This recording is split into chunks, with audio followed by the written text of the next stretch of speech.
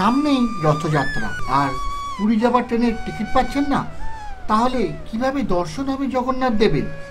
কোনো চিন্তা নেই, কলকাতার বুকে মাত্র কয়েক মিনিটের দূরত্বেই আছে জগন্নাথ দেবের এই বিশাল মন্দির, যেখানে পুরীর মন্দিরের আচার মেনেই সব কিছু সম্পূর্ণ হয়। পুরীর জগন্নাথ মন্দিরকে অনুকরণ করে এই মন্দিরেও সিংহ দরজায় রয়েছে অরুণা স্তম্ভ।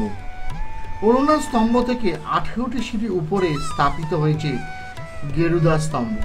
গেরুদা স্তম্ভর পরেই মন্দিরের মূল দরজা, সেই কারণে স্থানটিকে কলকাতার শ্রীক্ষেত্র বা জগন্নাথ ধামও বলা হয়ে থাকে। এখানে মহাপ্রভু শ্রী জগন্নাথ, শ্রী বলভদ্র এবং দেবী সুভদ্রার বিগ্রহের সাথে সাথে আমরা শ্রী গণেশ, দেবী সরস্বতী, মহাবীর হনুমান, সূর্যনারায়ণ, মা বিমলা, মা লক্ষ্মী এবং ভগবান শিবের মূর্তিরও দর্শন পাই। তো চলুন এবার ঘুরে দেখি এই মন্দির সংলগ্ন স্থানটিকে। এই স্থান থেকে আপনাকে পুজো দেওয়ার সামগ্রী সংগ্রহ করতে হবে। আর এইখানে ক্যালেন্ডারটি আপনারা দেখতে পাচ্ছেন, এখানে সব ধরনের কখন কি পুজো হয়, কি আরতি হয়, সব কিছু লেখা আছে। আর এর পাশেই এই যে কাউন্টারটি আপনি দেখতে পাচ্ছেন ডান দিকে, এখানে মহাপ্রসাদ কুপন পাওয়া যায়। মহাপ্রসাদ গ্রহণের সময় হচ্ছে 12টা থেকে 2টো এবং রাত্রি 7:30 থেকে 9টা। আপনারা সকালের মহাপ্রসাদের জন্য 150 টাকা করে যদি আপনারা বসে খান, আর যদি নিয়ে যান তাহলে 180 টাকা করে আপনাদের কুপন কাটতে হবে। তো চলুন এবার আস্তে আস্তে মন্দিরটাকে এবার একবার ঘুরে দিই। জগন্নাথ দেবকে দিয়া জ্বালিয়ে আপনাদের এই স্থানে রাখতে হবে। প্রিয়াঙ্কা এবং শাগ্নিক খুব ভক্তিভরে জগন্নাথ দেবকে আরতি করছিল। এই স্থানটাতেই আপনাদের ভোগ গ্রহণ করতে হবে। সকাল 10টার মধ্যে আপনাদের কুপন সংগ্রহ করে নিতে হবে সকালের ভোগের জন্য। এসে এই স্থানেই আপনার দুপুর 1টার সময় ভোগ গ্রহণের জন্য লাইনে দাঁড়াতে হবে। আমি সেইটি পরে দেখিয়ে দিচ্ছি আপনাদের। এই মন্দিরে বিবাহের আয়োজনও করা হয়, সেই ক্ষেত্রে এই স্থানে বিবাহ সম্পূর্ণ হয়। এই স্থানে নানান ধরনের ভগবানের অনুষ্ঠান যেগুলো আয়োজন করা হয় সেগুলো এই স্থানেই হয়। এছাড়া এখানে থাকার ব্যবস্থাও আছে। আপনারা এসে মন্দিরের সঙ্গে কন্ট্যাক্ট করলে তারা থাকার ব্যবস্থাও আপনাদের করে দেবে, তবে সেগুলো সবই চার্জেবল। এই ওপরেও একটি বিশাল বড় জায়গা আছে যেখানে নানান ধরনের অনুষ্ঠান আয়োজিত হয়। চলুন এবার মন্দিরের ওপরটা একবার আমরা ঘুরে দেখি।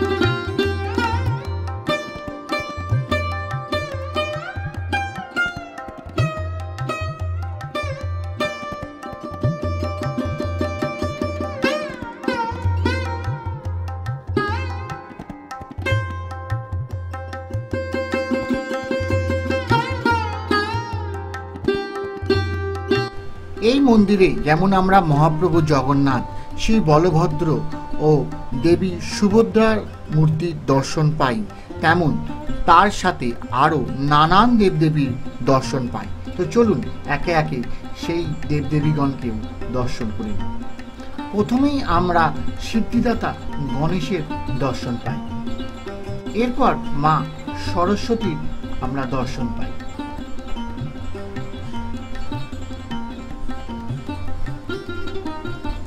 এরপর আমরা বীর হনুমানের দর্শন পাই। এবার আমরা দেখে নেব মা বিমলাকে। এই হলো মা বিমলার মূর্তি। এবার আমরা চলে এসেছি সূর্য মন্দিরে। এই হলো সূর্য দেবতা। এই মন্দিরটি একদম পুরী মন্দিরের মতো। যেমন পুরীর মন্দির, এই মন্দিরও ঠিক সেই রকম চারিপাশ থেকে। আর এই মন্দিরের গায়ে আছে নারায়ণের অবতারের মূর্তি, সেগুলো আমরা একবার দেখে নেব। তো আমরা ঘুরে দেখছি, কিন্তু আমরা এই মন্দিরে কিভাবে আসব? আসতে গেলে যদি আপনারা গাড়ি নিয়ে আসেন, তাহলে খিদিরপুর ফ্যান্সি মার্কেট থেকে একটু সামনের দিকে এগালেই বাঁদিকে পাবেন পেট্রোল পাম্প। ওই পেট্রোল পাম্পের রাস্তা ধরে সোজা চলে গেলে 2 থেকে 3 মিনিটের পথে আপনারা পেয়ে যাবেন এই জগন্নাথ মন্দির। আর যদি আপনারা বাসে করে আসেন, তাহলে আপনাদের নামতে হবে ফ্যান্সি মার্কেটে স্টপেজে। সেখান থেকে হাঁটা পথে 5 থেকে 7 মিনিটের দূরত্বে এই মন্দির। আর যদি ট্রেনে আসেন, তাহলে আপনাদের নামতে হবে খিদিরপুর স্টেশনের সামনে। আর তার ঠিক উল্টো দিক দিয়ে হাঁটা পথে 5 মিনিট সময় লাগবে এই মন্দিরে পৌঁছাতে।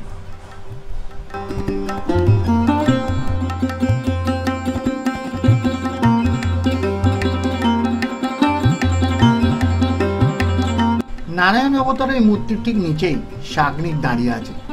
জানি না শাগ্নিকের এটা কি অবতার। যাই হোক, ও পোজ দিয়ে দাঁড়িয়েছে ছবি তোলার জন্য। আমিও ছবিটি তুলে দিয়েছি। আর দেখুন, গায়েতে সব জায়গায় নারায়ণের অবতারের সব মূর্তি এখানে খুব সুন্দর করে খোদাই করা আছে।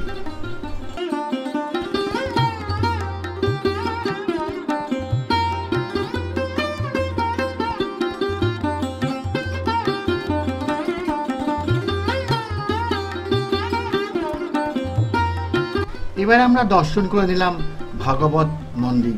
এখানে জগন্নাথ, বলরাম, সুভদ্রা মায়ের একটি মূর্তি আমরা দেখতে পাই। মূর্তিটি সত্যি খুব সুন্দর ছিল। আর এরপরেই আমরা দেখতে পেলাম মা লক্ষ্মীকে।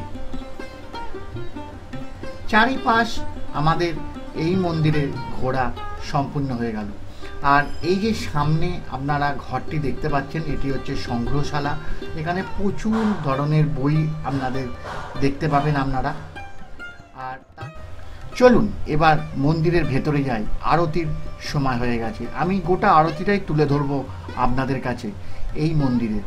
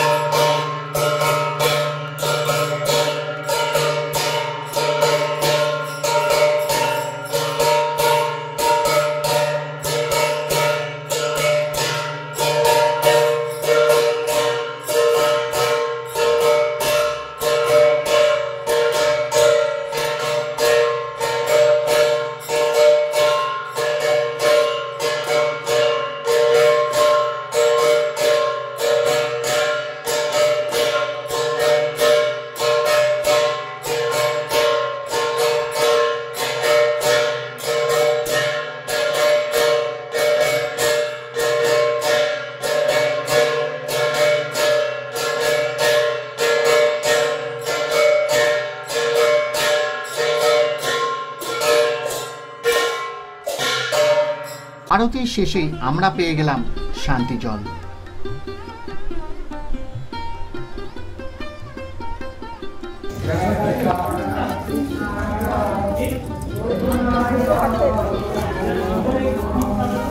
এইবার শুরু হলো নারায়ণের নাম কীর্তন।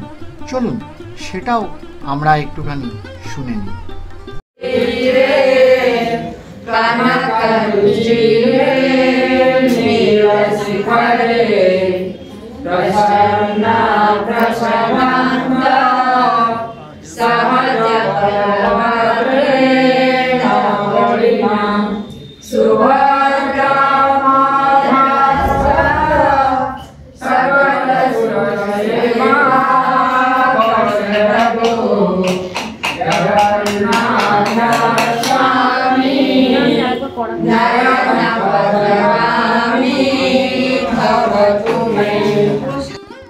চলুন আপনাদের এবার দেখিয়ে দিই কিভাবে ভোগ গ্রহণ করবেন। ভোগ মহাপ্রসাদের সামনেই কাউন্টার দেখতে পাচ্ছেন, ওখান থেকে আমরা টিকিট কেটে নিয়েছিলাম। তো টিকিট কেটে আমরা ঢুকে পড়েছিলাম এই স্থানে ভোগ গ্রহণ করতে। প্রত্যেক জনের 150 টাকা করে নিয়েছিল। প্রথমে এরকম শালপাতা দিয়েছিল, তার উপর পোলাও, ভাত, ডাল, ধোঁকার তরকারি, পায়েস, এই সব পদ দিয়ে আমরা সেদিনকে ভোগ গ্রহণ করেছিলাম। ভোগ সত্যি খুব সুস্বাদু ছিল, খাবারের মান সত্যি খুব ভালো, আপনি পেট ভরে এখানে খেতে পারেন। আর আমরা ভোগ গ্রহণ করে তারপরে এখানে অনেকক্ষণ ছিলাম, আমরা সেই আরতি দেখে তারপরই বাড়ির উদ্দেশ্যে যাত্রা করেছিলাম। মন্দিরের প্রবেশদ্বারেই ছিল মা বটমঙ্গলার মন্দির। এই মন্দিরের মূর্তি দর্শন করেই আপনারা মন্দিরে প্রবেশ করবেন। জগন্নাথ মন্দির আমাদের দর্শন সব শেষ হয়ে গেল। এরপরে জগন্নাথ মন্দির থেকে বেরিয়েই আমরা দর্শন করে নিয়েছিলাম নাগা বাবার শিব মন্দির। আপনারা দেখছেন এখন সেই শিব মন্দির। এরপর আমরা দেখে নিয়েছিলাম শ্রী মহাকালেশ্বর মন্দির। এই মন্দির দর্শন করে আমরা চেপে বসেছিলাম আমাদের বাহনের ওপর, পাড়ি দিয়েছিলাম আমাদের বাড়ির উদ্দেশ্যে। তো চলুন দর্শন করা যাক এই মন্দিরটি।